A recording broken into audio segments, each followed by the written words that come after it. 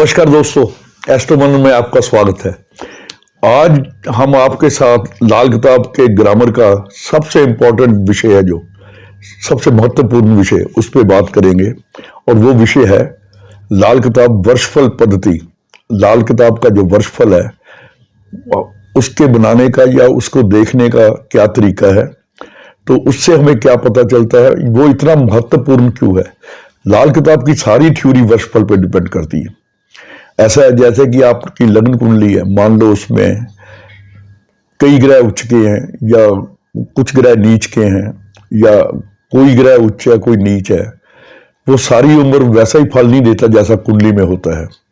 वो वर्ष के अनुसार नीच ग्रह अच्छा फल भी दे सकता है, वर्षफल के अनुसार जो उच्च फल है वो नीच फल भी दे सकता है।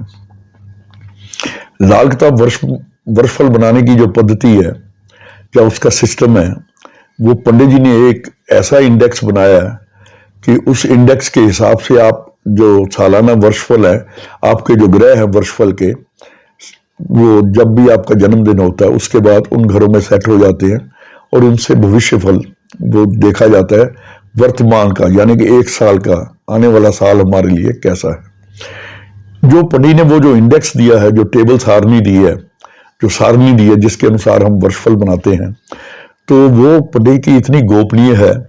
हमारे कई मित्रों ने, हमारे कई विद्वानों ने उसे डी कोड करने की भी कोशिश की, मगर एक दो चीजें डी कोड करके फिर हट जाते हैं, वो डी कोड कर ही नहीं पाए। जैसे हम तो जानते हैं, पंडित जी से मिले हुए हैं, कि उनके पास उनकी जो विद्या थी वो गैबी विद्या कहते हैं, कि उनको कोई आत्मा रात को कोई लिखाती थी ये सब कुछ, वो लैंप की रोशनी में लिखते थे। मैं तो उनके गांव जाता रहा हूं, तो वहां पे जो लोगों से पता चला, हम पंडित जी से भी मिले, मगर पंडित जी तो नहीं बताते थे, उनके घर वाले भी बताते थे, उनके जो रिश्तेदार थे वो बताते थे कि पंडित जी रात को ये लिखते हैं। और जो सारणी पंडित ने बनाई है, उसे आज तक कोई डी कोड ही नहीं कर पाया कि वो सारणी पंडित ने कैसे बनाई है। कईयों ने बड़ी कोशिश की, हमने भी कोशिश की, देखें कि ये ग्रह यहाँ पे क्यों आता है, मगर हम कर नहीं पाए। मगर वो बड़ी अद्भुत है और इतनी सटीक है कि आप देखते रह जाते हैं कि ये एक साल में जो पंडित जी ने वर्षफल में जो ग्रह आते हैं वो वैसा ही फल देते हैं जैसे उनके खानावार उनकी लिखा हुआ है कि ये ग्रह कैसा फल देगा। आज हम इसी विषय पे बात करेंगे। तो पंडित जी ने एक सारणी दी हुई है, उसमें जैसे आप देख रहे हैं ये बोर्ड पे, एक तो साइड की लाइन होती है, उसमें उम्र के साल होते हैं, 1 2 3 4 से लेके 120 साल तक का पंडित ने वो उसकी सारणी बनाई हुई है। और उसके ये जो ऊपर वाले घर होते हैं वो खाना नंबर होते हैं, खाना नंबर 1 2 3 4 5 6 7 8 9 10 11। तो उन खानों के नीचे पंडित ने कुछ हिंसे डाले हुए हैं, अक्षर डाले हुए हैं, मतलब भी जो 2 4 5 जो भी है। और ये साल, उम्र का साल, जैसे इसमें लिखा है मैंने, उम्र का साल 28वां है, उम्र का साल 28वां है। और ऊपर जो घर है, तो 28वें साल जो सारणी आप देखेंगे, तो जो पहले घर का जो ग्रह है वो तीसरे घर में चला गया। नीचे कुंडली भी मैंने बनाई है आपकी एग्जाम्पल के लिए। ये एक लड़के की कुंडली है जिसको 28वां साल लगा, तो उसमें जब हमने कुंडली बना के देखी, तो उसके जो जन्म कुंडली के पहले घर का ग्रह है, यानी कि पहले घर में केतु है, वो तीसरे घर में आ गया। जो खाने का ग्रह है, उम्र का जो साल है, उसमें आपने क्या करना है, जो आपकी कुंडली है, अगर आपके पहले घर में 1 ग्रह है, 2 ग्रह, 3 ग्रह, 4 5 जितने भी ग्रह हैं, आपने तीसरे घर में उठा के रख देने।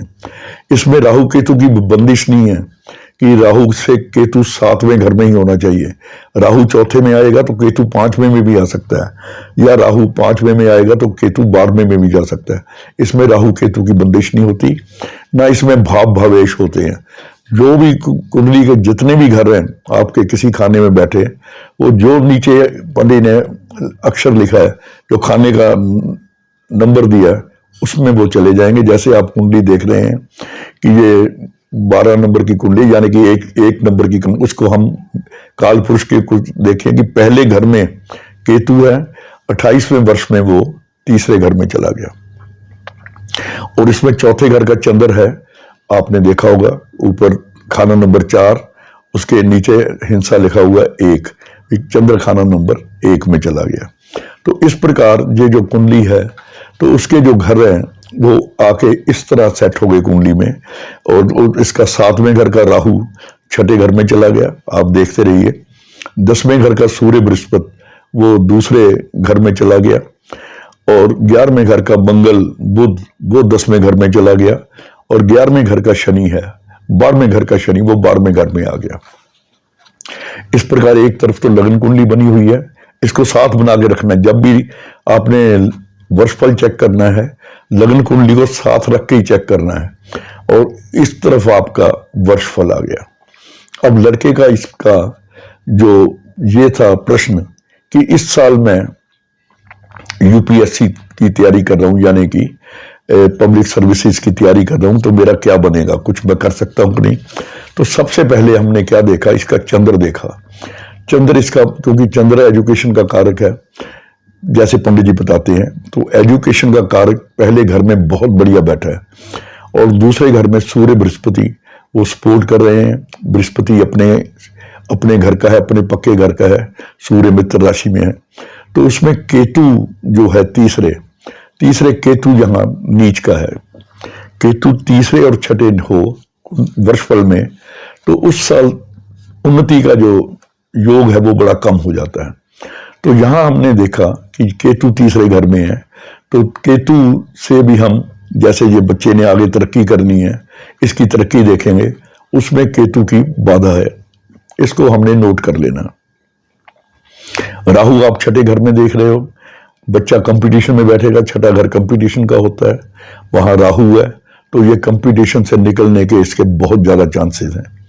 नंबर 10 में 10वें घर में इसके मंगल बुध और शुक्र बैठे हैं। मंगल बुध शुक्र 10वें घर में है, और शनि 10वें घर का मालिक 12वें घर में है, गुरु के घर में है। तो यानी कि 10वें घर में स्ट्रेंथ है, 10वें घर का जो मालिक शनि है वो गुरु के घरों में जब भी 2, 5, 9, 12 में बैठा हो गुरु, या घर नंबर 7 में बैठा हो गुरु, या अपने घरों में 10, 11 में, इन घरों में बैठा गुरु कभी बुरा फल नहीं देता। तो इसका मतलब 10वां घर भी ठीक है, मगर यहाँ मंगल बुध मिलके मंगल को बद कर रहे हैं, और शुक्र भी यहाँ है, शुक्र मंगल और मंगल बुध ये आपस में कंफर्टेबल नहीं है।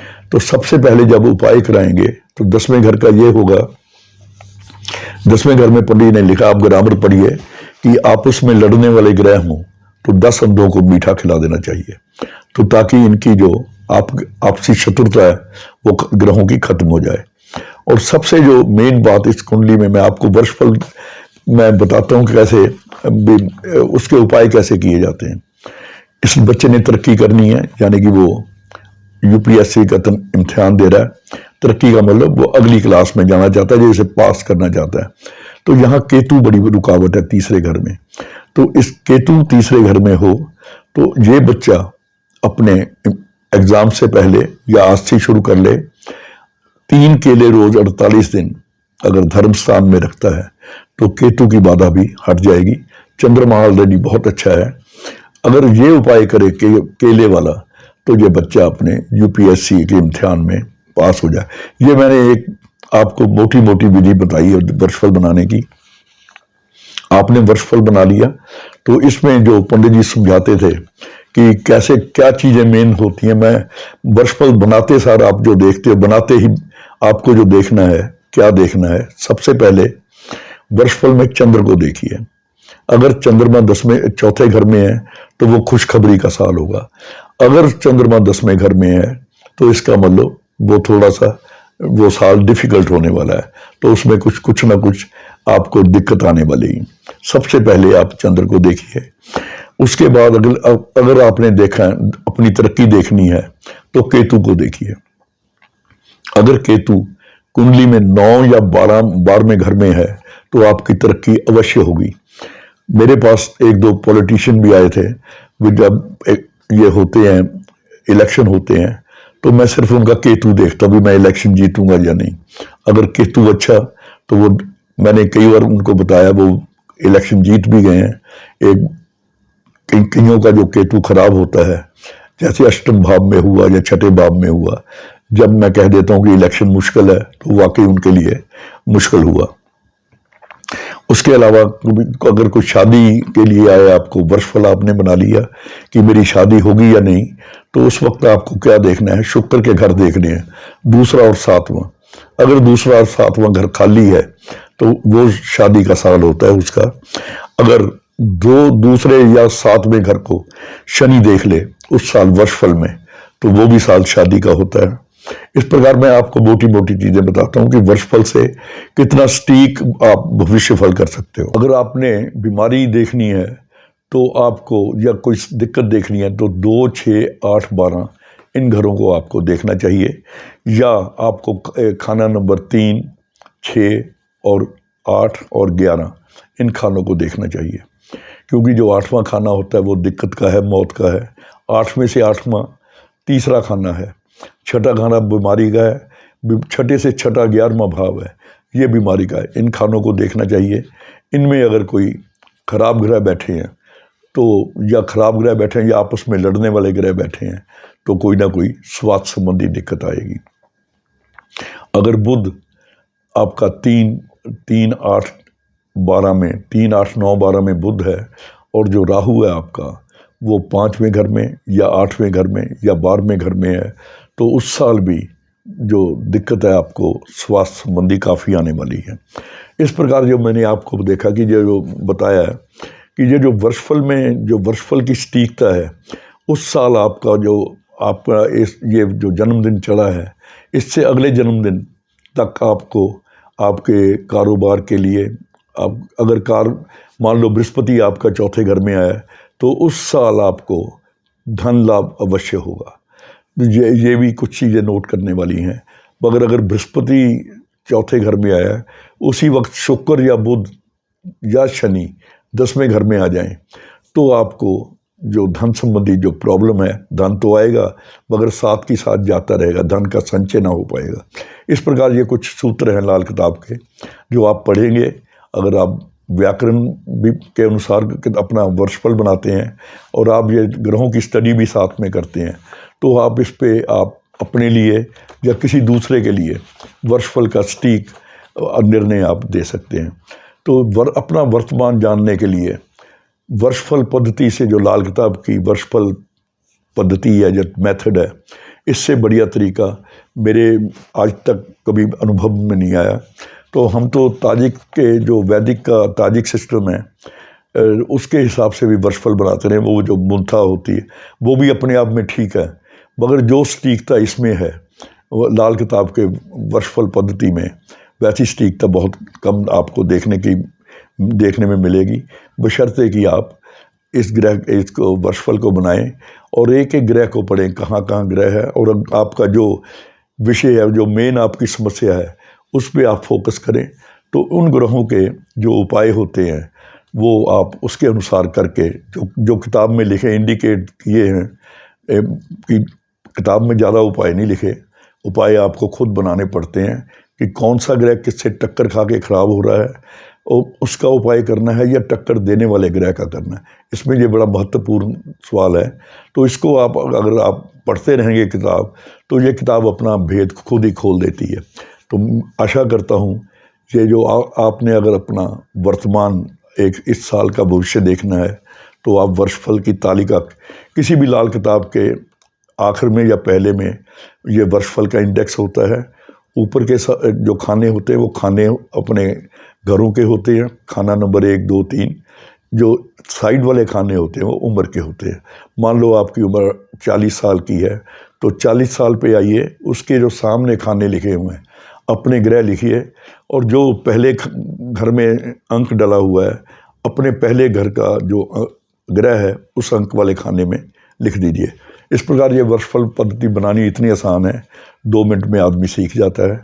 तो आशा है कि आपको मेरा ये जो मैंने आज विषय बनाया है, अगर जो पढ़ने वाले हैं उनको भी, और जो जानने वाले हैं उनको भी, और जो जिज्ञासु हैं उनको भी, उनके लिए काफ़ी ये फ़ायदेमंद रहेगा। आज इतना ही, कल किसी फिर नए विषय के साथ उपस्थित हूँगा। धन्यवाद।